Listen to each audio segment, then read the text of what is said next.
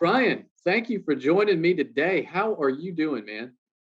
Well, and yourself? I'm doing pretty good. So I've been in banking since January of 2010.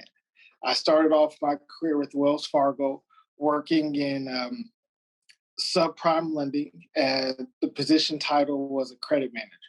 All we did was mortgages, car loans, and some ancillary products that went along with that. I was there for a couple of months. I'll never forget this. The weekend after the 4th of July, they say, clear your calendars. Transition into the bank. So I became a personal banker up in Greenville, South Carolina. I was a PB1, PB2. I got my licenses or whatnot. From there, I transitioned and went to the business side of the house. I was fortunate enough to learn about merchant services. I moved from Greenville, South Carolina to Arlington, Virginia, to where I managed 2 or 3 districts doing outside sales for Wells Fargo Merchant Services as a business sales consultant. I love living up north, but I love the South even more. So I came back down here, bounced around a little bit. I was at Regions for some time. And at Regions, I went back to the branch and I was assistant branch manager there. I met a guy who transitioned to Grow Financial, and he said, Brian, you'll love it. He brought me over to Grow Financial Federal Credit Union. I was over there for about 3 years. I went from being a banker to being a branch manager there. And I like the credit union, but banking is really my calling. And it's crazy. Somebody that I met at Grow Financial used to work at First Citizens. She went to Grow Financial, then she went back to First Citizens. She brought me over to First Citizens. I loved it at First Citizens while I was there as well.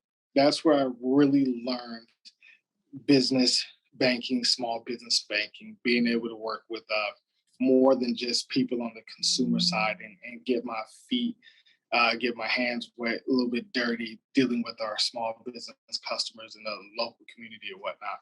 And from First Citizens came over here to Synovus, to where I've been fortunate enough to broaden my horizons and dig a little bit deeper with working in businesses and what I can do.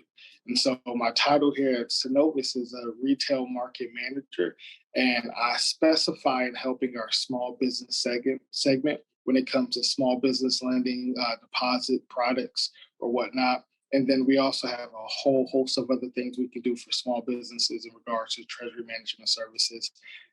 One-stop shop, pretty much. To me, the biggest point that stood out was that you knew somebody, or somebody knew you is probably a better way to put it. When you went to Grow and then went to First Citizens, it was because of a relationship that you had developed through networking. Is that accurate? You know what? That is absolutely true. And the same thing even happened here at Synovus. A buddy from First Citizens transitioned to Synovus. I reached out to him, and I wasn't even looking to make a move. That's what's so crazy about it. I just asked him a few questions. What made him move? How was the culture? How was the leadership? He said nothing but great things about the leadership and the culture here at Synovus. And like I said prior to it, I wasn't even thinking about moving. And then 2-3 months later, look at it, I'm at Synovus enjoying myself. So you moved to Synovus, what was it, March of last year? Right before the pandemic hit. So when you change companies and then the world shuts down, how did that impact? Because you've been at a place for 3 years, you're having success, and then you go to a new place and the world shuts down. What was that like? A little nerve-wracking, because I go from somewhere where I have great relationships with my customers. Come to a new company and you have to learn new systems, you have to learn new people, and it's a slightly different customer base.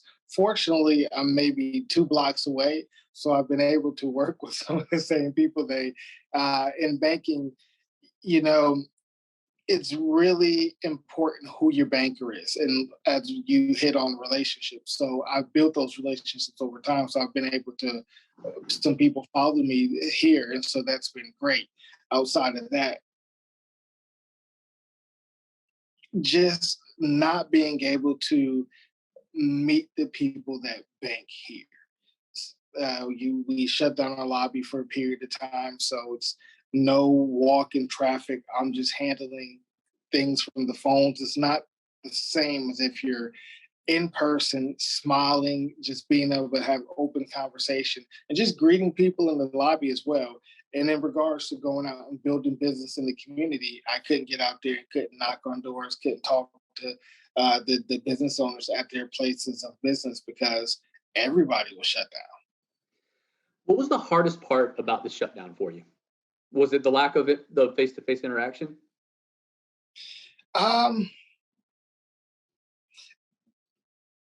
That and the hardest part, I know a couple of businesses that just didn't make it. That's tough.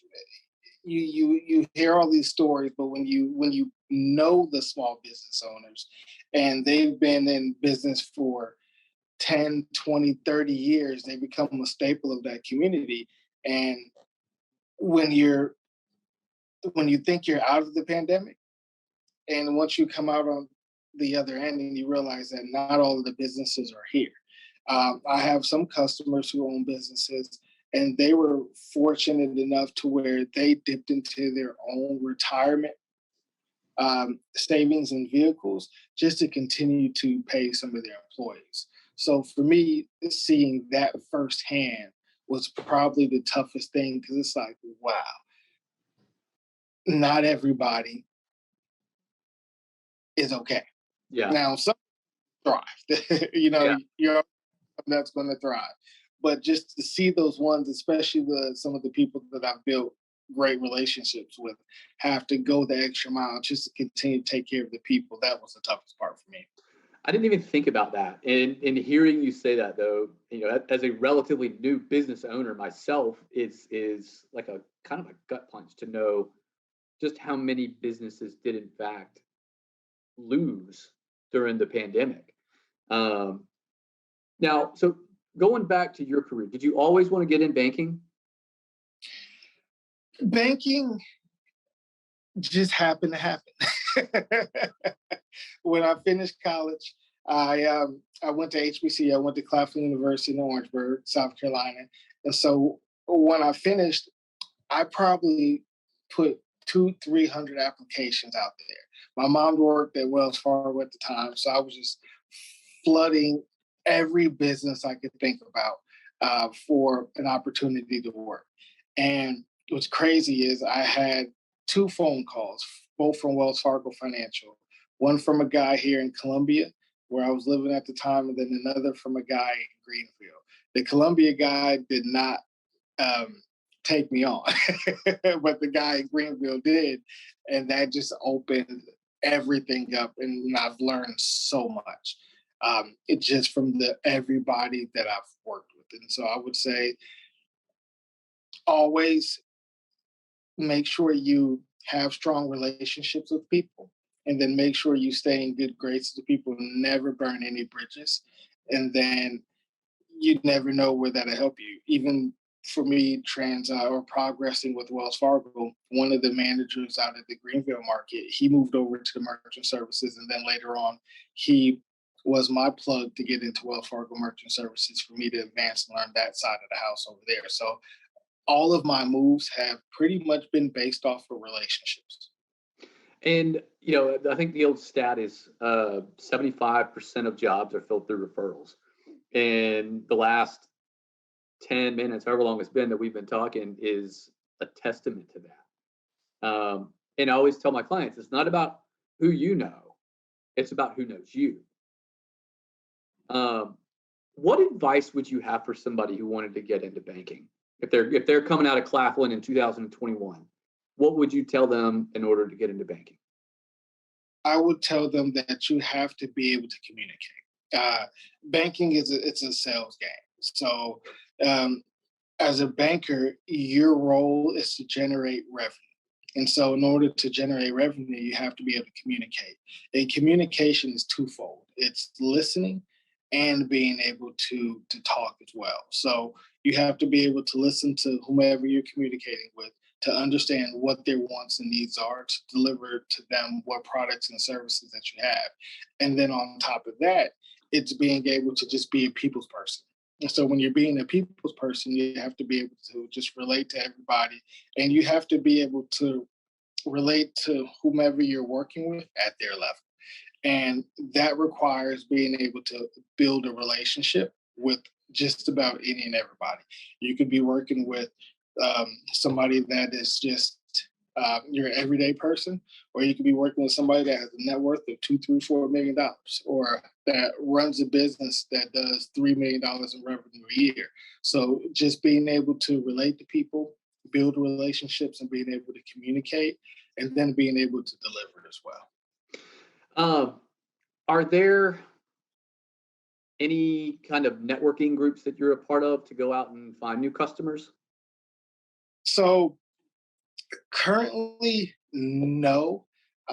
When I was at Grow Financial, I was a part of BNI. Pretty much what I've been doing to get out there is working off of the relationships and the referral piece. And so when you do right by a customer, when you do right by that business owner, by that person, ask them if they know anybody that could benefit from what I can do. And then from there, they'll put you in contact with others.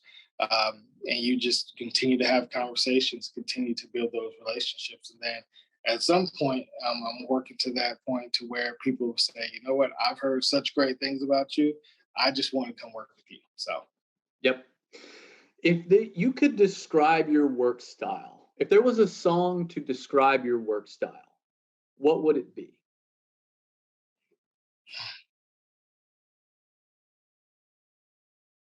if there's a song to describe my work style, don't laugh. The only thing I can think of is Rick Ross, Every Day I'm Hustling. That's because it sells. So every day you have to be continuously working. You have to be able to, if you can't handle objection or not objection, if you can't handle rejection, this is not the game for you. So it's every day I'm thinking, okay, I need to make sure that I make contact with, we'll say 4 or 5 people to have a conversation with them, just to see if there's anything available for me to do to work with them or whatnot. So you're always constantly thinking.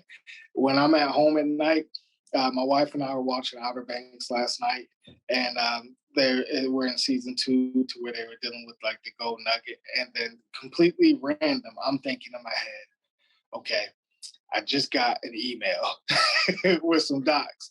I need to upload this, and this is the conversation I need to have with this client or whatnot. So you're always on.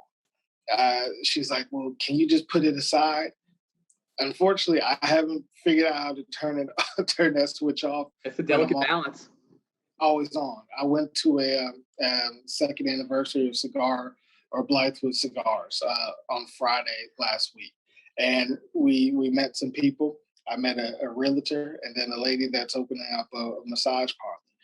First thing that I asked them, who's your banker?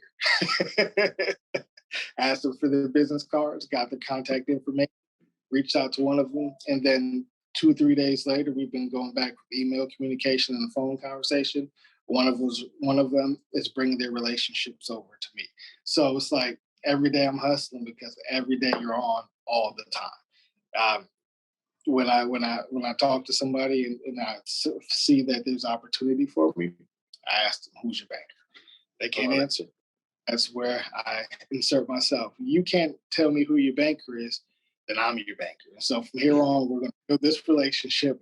And so you know how to correctly answer that question moving forward. I'm take care of all your needs across the board. I love it.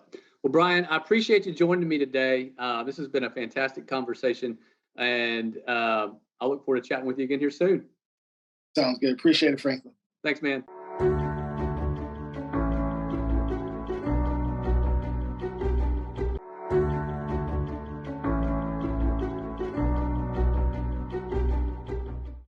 Brian, thank you for joining me today. How are you doing, man?